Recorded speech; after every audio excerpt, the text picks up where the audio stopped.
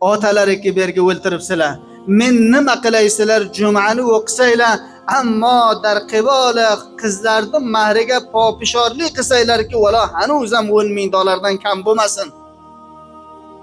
Valla to zamoniki bir habba va dinori qolmasa, men senga ijozat bermaymanki qizimni olib ketsang. Do'st inog'abizni payomi borki aytdiki, meni xotinim yig'laydiki 8 yil bo'libdi ketganingiz. Men aytdimki, bor $10,000 topib bera olmay, shu ro'zdan beri ishlaganlikdan beri 4 lak afg'oni beraman. Otangga noinsof menga payom qo'yadiki, bir habba va dinori qolguncha ham qizimni taslim bermayman. Men aytdimki, inog'a, agar imkoni bo'lsa shu nomzoding bilan meni gafirtira olasizmi? Bali janobi Mavlono. 3 kishi bir WhatsAppga biz xohardan so'radim, aytdiki, men ham xasta bo'lganman. Shu hamsoya qizlarni oldiga, o'zimni do'stlarimni oldiga menga har qaysi aytadi dediki, 8 yildan beri sen nomzodsan, senki qarriding. Men rozimanki dediki, shu hozir shu nomzod bo'lgan bacham bilan kessam, mutaassifona zolim otam qo'ymaydi.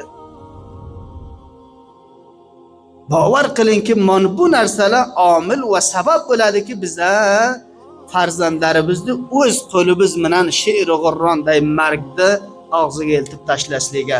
Lihozo Xudodan qo'rqaling, sharm qilaling. Oyanda nasllarimizni bizlar dar nazar olaylik. Hazrat Rasuli Giromini zamonlariga shuncha bir oson dedi. Qiz o'zi kelibdi, ayol, ya Rasululloh, biranta munosib ko'rgan kishiga meni bering. Sahobani tilattirdilar. Rasululloh sallallohu alayhi vasallam aytdilar, kishini olasanmi? Aytdi, ya Rasululloh, ya Rasululloh, hech narsam yo'qdi, o'yimga olib ketsam. Aytdilarki, sura-i Fotihani bilasanmi? Alhamdulillah sharifda. Aytdilarki, bali sohib, men bilaman. Aytdilarki, shuni olib ketibegin, sura-i Fotiha alhamdulillah sharifda o'rgatsang bo'ladi. Garchi berga daloil va istinbotot mazohib bor, ammo mahri boshqa narsa edi. 10 dirham qancha kam puldi, lekin shu sura-i Fotiha sabab bo'ldiki, shu gunani qo'lidan ushladi, olib ketdi.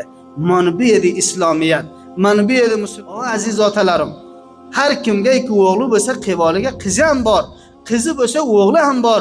Shu osonlikda nima uchun siz qiyinchilikka eltasiz va natijatan mana bunday amsol Hayatullohjonga o'xshaganlarni qo'limizdan beramiz.